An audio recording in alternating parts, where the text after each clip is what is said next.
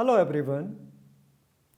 I am Dr. Prakash Kandpal, Professor at the Center for the Study of Law and Governance, Jawaharlal Nehru University, New Delhi. It gives me immense pleasure to interact with all of you on the topic governance, the art of managing public affairs in a globalizing world. So the context is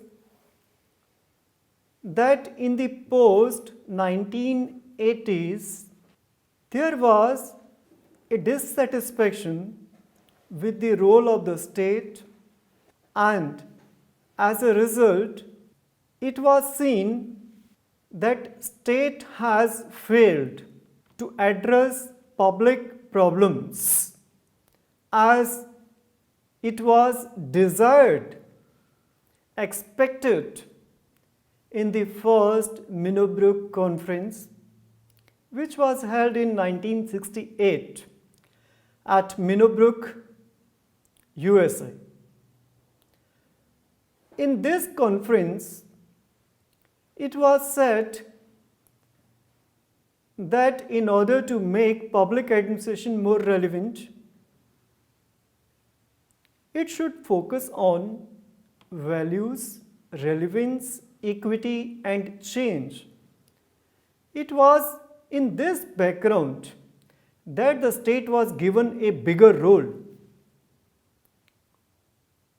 to address public issues and problems. And this kind of model of development is called as state-led model of development.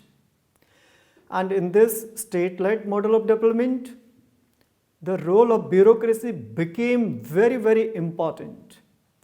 Because you all know that in a welfare state where the state is expected to serve the public in all the aspects, either it is economy, politics, social issues, either it is transportation, health services, education, state was expected to serve in all these spheres of public life. State became a welfarist state,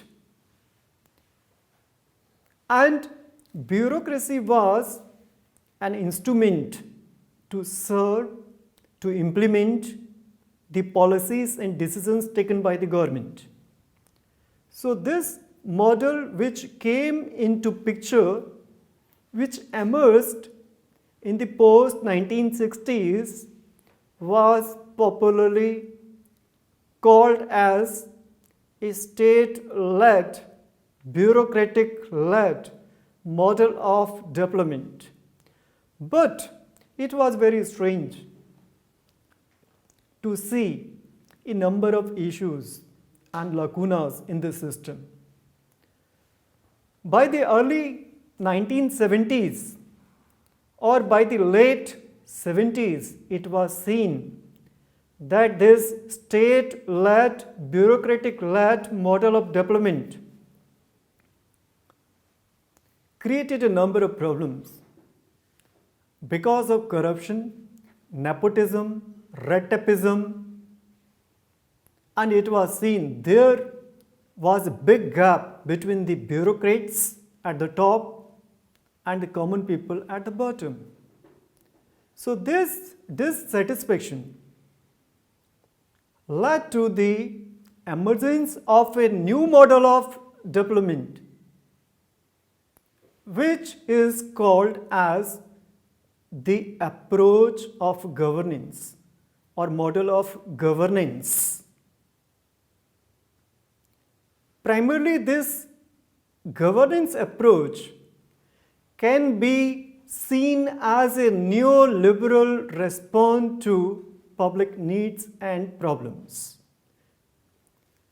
So we can see there is a shift from government to governance in the period of globalization and liberalization. Let us define The word governance. What is governance? Governance is the manner in which power is exercised. It is also about the capacity of the public authorities and its accountability. That means it is about the power and the capacity of the public institutions to address public issues by effectively implementing their decisions and serving the people in a better way and being more accountable. According to Webster's dictionary, governance generally means the act or process of governing, especially authoritative allocation, direction and control. According to World Bank, governance is the manner in which power is exercised in the management of a country's economic and social resources for its development. According to United Nations Development Program, it is the system of values, policies and institutions by which a society manages its economic, political and social affairs through interactions within and among the state, civil society and private sector. So it's a kind of, according to UNEP and the World Bank, it is a kind of collaborative mechanism to address public issues by involving not only the state but also the private sector as well as the civil society organs and self-help groups.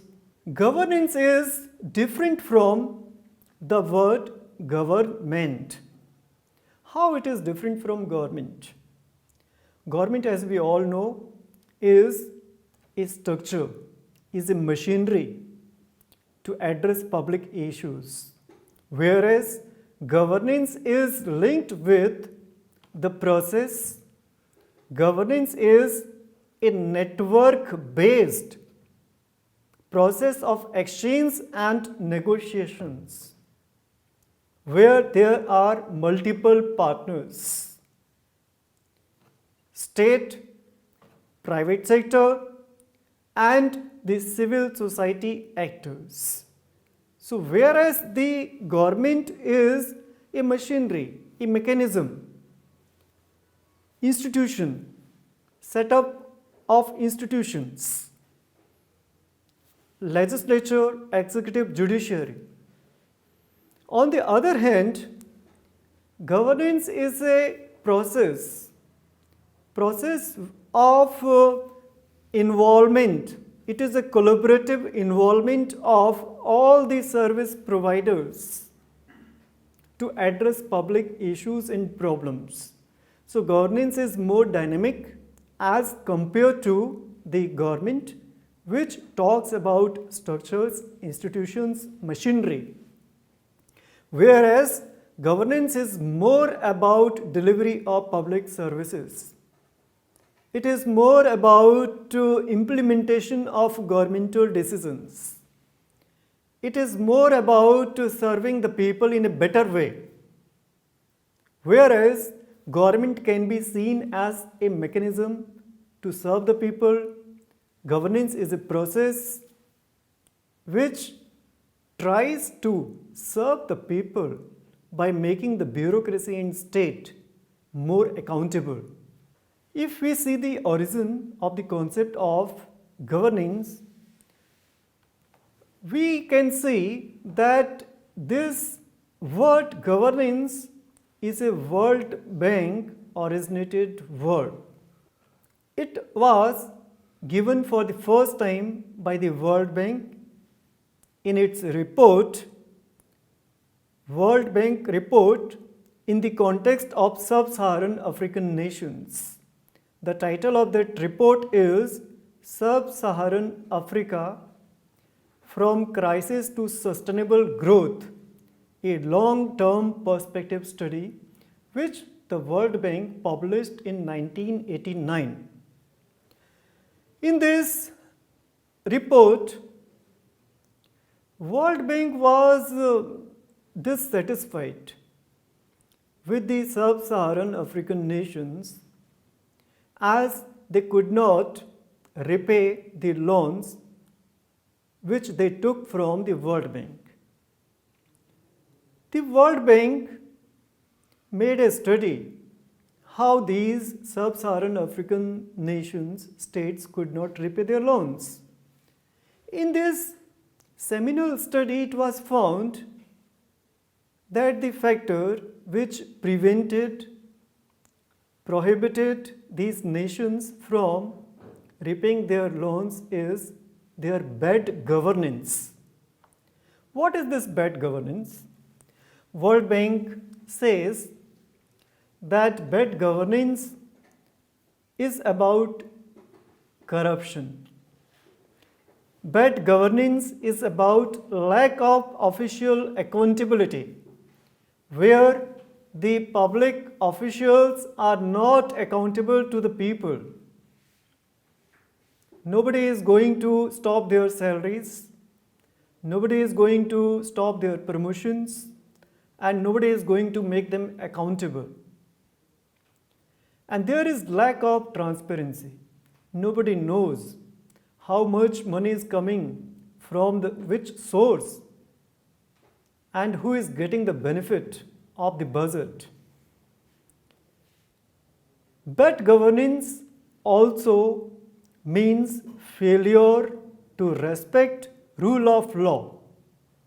Means there is no rules and regulations, no written rules. There is no contract between the employer and employees. There is no contract between the service provider and the service taker, beneficial. So there is no accountability. There is no written rules and regulations. Bad governance, according to World Bank, also means preventing people from involving in the policy making process. So for the first time in the World Bank report of 1989, World Bank talks about bad governance. That bad governance means corruption, lack of official accountability, transparency, failure to respect rule of law, and failure to involve people in the decision-making process. So for the first time, if we see the origin and growth of the word governance, we can clearly say that it is a World Bank originated terminology word. In its another report, which was published in 1992, World Bank talks about good governance. The title of its 1992 report is Governance and Development. In this report, World Bank prescribes the main features, characters of good governance. It says that there are 4 key elements of good governance. First is there should be public sector management. That means there should be good management of public institutions. They should be accountable. There should be delegation of power. The public bureaucracy institutions should be decentralized and they should be public friendly. They should be more efficient, more accountable, more flexible. Second main element of good governance according to World Bank report of 1992 is accountability. Means the officials, the service providers should be accountable to the public, to whom they are supposed to serve, for whom they have been appointed. Third main element of good governance is the legal framework for development. The legal framework for development means each and every provision of development should have a legal and written document. For example, Citizens Charter. Citizen Charter is a written document where public knows what are the functions of the service providers. For example, in India, if we talk about Citizens Charter, all the public institutions and departments today have their Citizens Charter. Either it is DDA, DESU, DMS. If we open the website and the official website of any department, we can easily access to the Citizens Charter, where the duties of all the officials is written. And in case of any issue, it is also written that this officer is responsible for doing this tasks. So it is clearly mentioned. It is the beauty of written documents. People know in case of any emergency, in case of any complaint, to whom they have to make the complaint and to whom they are going to approach. So this is the third main element of good governance. The fourth main element of good governance, according to the World Bank, is information and transparency. Means public should be well informed and there should be transparency in all the public transactions. So this is the context of the origin of good governance, where we have seen that it was originated in the context of the sub-Saharan African states due to their failure to repay the loans, where the World Bank found that these nations are or have been able to repay because of the bad governance. And what is good governance? The World Bank gives a detailed description in its 1992 report, Governance and Development. So primarily this is a World Bank originated terminology to serve the people in a more better way, to make the public officials, bureaucracy more accountable to the people. There are some features and characters of good governance. According to UNDP, United Nations Developmental Program, good governance means it is participatory. If any institution involves more and more people and the stakeholder to whom it is going to serve, its implementation would be more better. If it involves more and more public or people in its policy making process, in its policy implementation process, in its policy evaluation process, it would make that policy more comprehensive and more acceptable to the public. Good governance, according to UNDP, it has a consensus orientation. That means people are happy. There is a consensus that people know what are the services they are going to get, who is the service provider, to whom they have to approach in case of any issue. or complaint, there is a consensus about their involvement in the whole policy making process. There is a consensus on the model of development, on the involvement of public.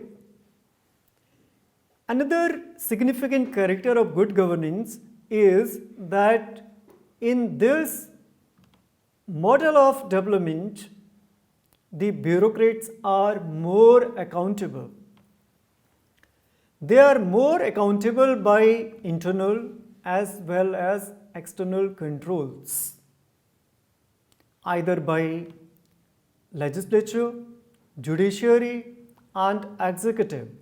It is also accountable to the public by media, by civil society actors, by NGOs. Public administrators in this model are more cautious, more concerned to serve the people rather than doing formalities.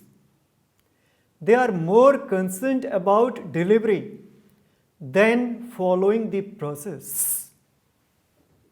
So it is better in terms of service delivery. Another feature of good governance is it is more transparent. There is a transparency. That means openness. Openness about the functions of bureaucrats. Openness about the financial transactions of the government. Each and everything in a good governance model is open to the public. Another major character and feature of good governance is that it is more responsive as compared to the old model of development, where the bureaucrats were not responsive, they were more hierarchical, rule bound. But this good governance model is more responsive, more accountable to serve the people by being more flexible, by involving the private sector, by involving the market, so that ruling out or removing all the barriers which were existing in the old model of development, which was filled up, which was bound of many layers of hierarchy. So it talks about debureaucratization, it talks about flexibility. Another major feature of good governance is it is more effective and efficient. More effective means it tries to serve the public as soon as possible, in a quick way, in a quick manner, with the minimal investment. It tries to prevent expenditure and promotes savings. It is also equitable and inclusive. Good governance becomes inclusive by the involvement of different stakeholders,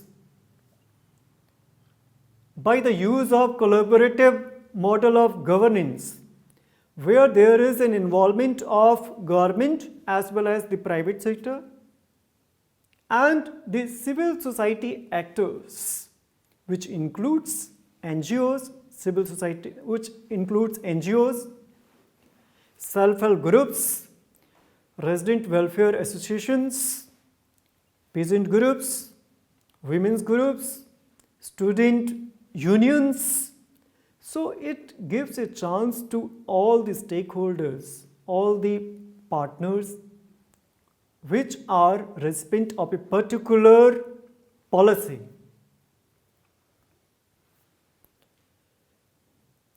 Another feature of good governance is it is rule bound.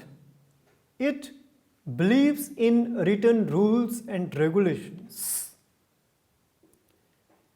When there is a written contract between the service provider and the customer, it gives guarantee of services to the customer for a particular period of time. And if the rules and regulations are written, it makes it clear. If somebody breaches that rules and regulations, he is going to punish. So this model of good governance is more participatory, consensus oriented, it is more accountable, it is more transparent, more responsive, effective, efficient, it is more inclusive and follows the rules and laws and regulations. On the basis of this discussion, we can see that there are three key dimensions of good governance. First is principles. There are some principles on the basis of which the whole model of governance revolves. This is the principle of consensus, transparency, accountability, decentralized model of governance, written rules.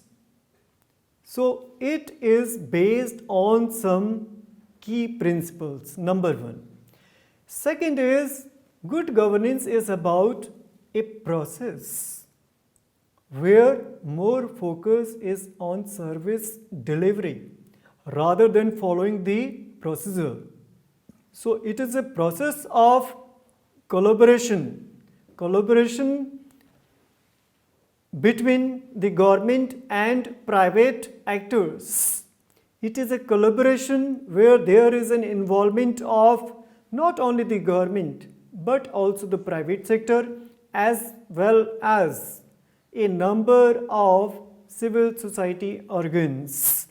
Third important key dimension of good governance is it is about the regulatory capacity of the state. That means it talks about the accountability of the government. It talks about the delivery of the government. It talks about how far the governmental policies have been implemented, how far the people are getting the services from the government. So it is about the power and the regulatory capacity of the government that talks about the implementation of the rules and regulations of the government in order to serve the people in a more better way. On the basis of this, we can make a checklist that what are the important requirements to make an administration as good administration or to make the governance as good governance. First one is, it requires for cost conscious and cost cutting rather than spending. That within this model of governance, there is more focus on minimizing the expenditure than earning. Giving maximum outputs and giving less and less inputs. So it talks about cost cutting and rather than spending.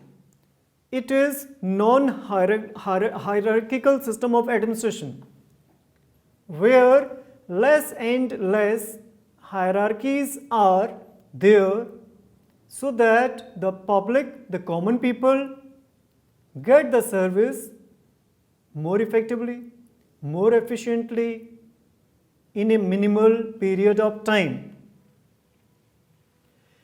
This good governance is also an output-oriented model of governance, where more significance is being given to the outputs, to the delivery of public administrators, how far, how much they have been able to address to the needs and aspirations of the people, rather than giving importance to their powers, perks, and positions. Another checklist of good governance is contracting out services. Why contracting out services or giving the services on contract? Because in this system of contract, the officials become more accountable. They become more accountable to serve the people in a particular period span, in a particular given period of time. And if they don't give their services in a more efficient way, their services can be discontinued. Another checklist is there is more and more involvement of private sector. This model of good governance gives importance to privatization of services. Either it is education, health, sanitation, communication, because it is based on the assumption that government as a service provider has failed to address the aspirations, needs of the public, and the private sector is a better mechanism to serve the people.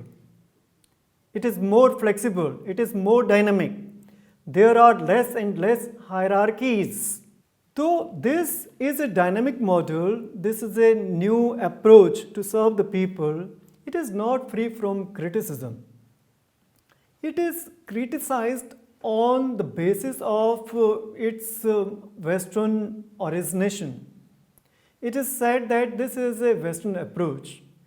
It came into picture to address the needs and problems of the Western nations, but it is completely out of context for the third world nations, because these third world nations have a different context, different geography, different sociology, different economics. So any model which was originated in the context of the Western nations cannot be applied in ditto to the needs and issues and problems of the third world nations. It is also criticized as being guided by neoliberal agenda, which promotes market and private actors. It is said that in most of the third world nations, where there is poverty, illiteracy, backwardness, and majority of the people are below the poverty line, only the state can serve to the poor and downtrodden sections of society.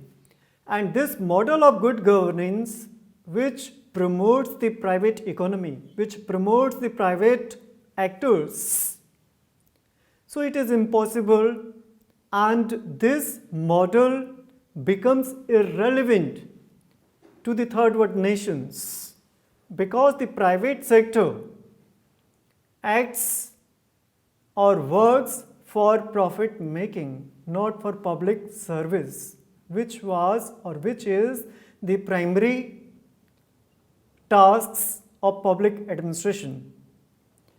And another criticism which comes against this model of good governance is this model is not universally acceptable, because it originated in a different context, and most of the nations in the world have a different context, different history.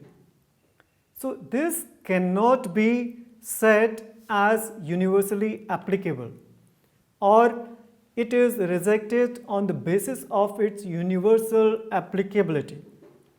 But we can conclude that governance is about a collaborative effort to address public issues.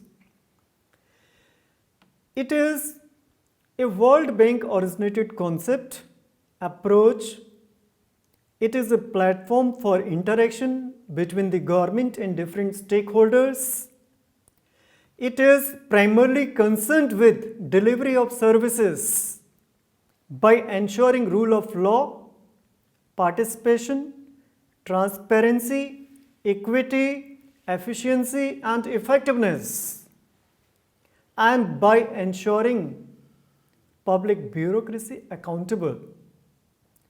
It is the art of managing public affairs in a globalizing world.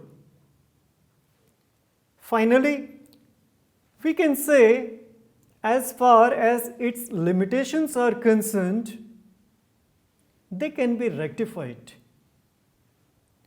For that, we need to apply it by taking precautions. So, it should be applied cautiously, keeping in mind the socio-economic, cultural and historical perspective and the context of the nation where it is supposed to be implemented. So, we should apply the model of good governance, keeping in mind the context, historical, political, social and economic of a particular nation where it is supposed to be applied. There are some good readings for this topic. First is the document of the World Bank. The title of the World Bank document is Sub-Saharan Africa, From Crisis to Sustainable Growth, a long-term perspective study, which came in 1989. Second good book or document is written by World Bank. The title of this document is Governance and Development, published in 1992. Another good book is by Bidhut Chakravarti and Prakash Chnad. The title of the book is Public Administration, From Government to Governance, published in 2017 by Orient Black Swan. Thank you very much.